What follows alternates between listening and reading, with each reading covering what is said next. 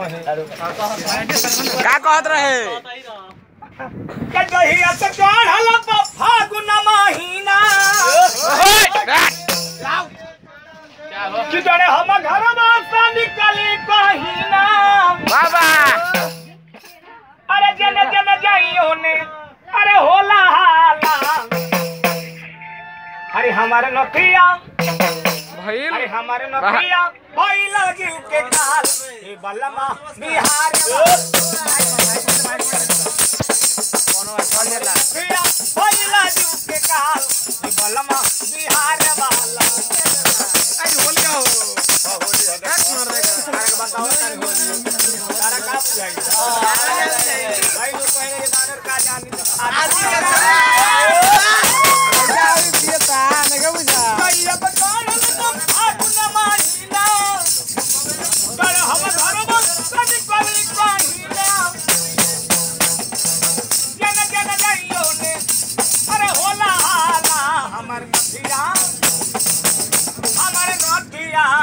भाई लाजू के काल ये बलमा बिहारवा भैया भैया प्रधान दिया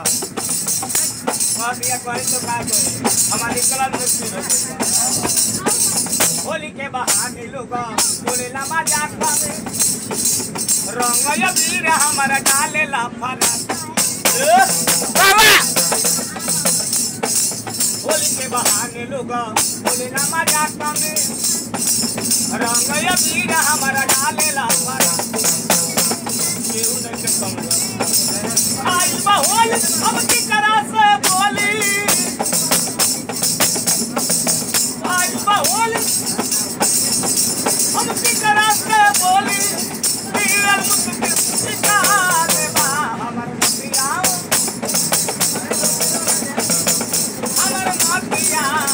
होई लाजू के काल लम्बा बिहार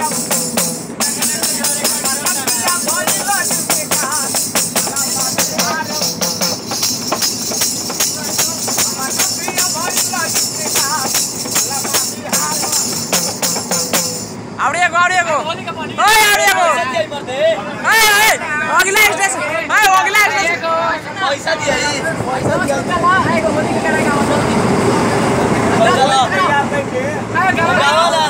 बवाल हो जाए जान लियो हां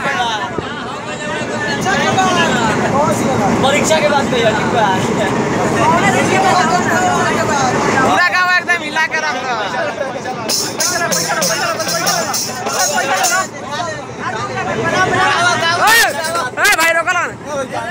अरे भाई पैसा के बात नहीं कही यहां भाई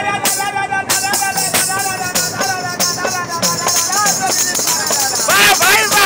मारो डायलॉग यार भाई बाबा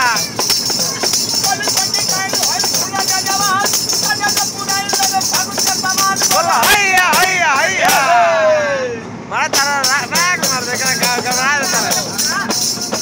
अरे किकरा से ले हम सवार हकार वही परीक्षा के अरे किकरा से ले हम सवार हकार वही होली के बाद अरे देवरात का काइल सहार कैसे राम फगुआ भार पल पल आवे लाई याद हकार वही परीक्षा के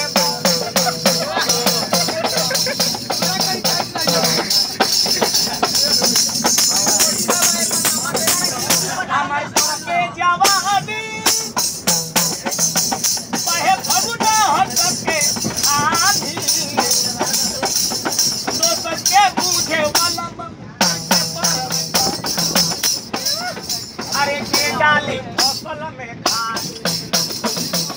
अरे के डाली फसल में खाद भगवान मन परीक्षा के बाबा अरे के करा से ले हम सवार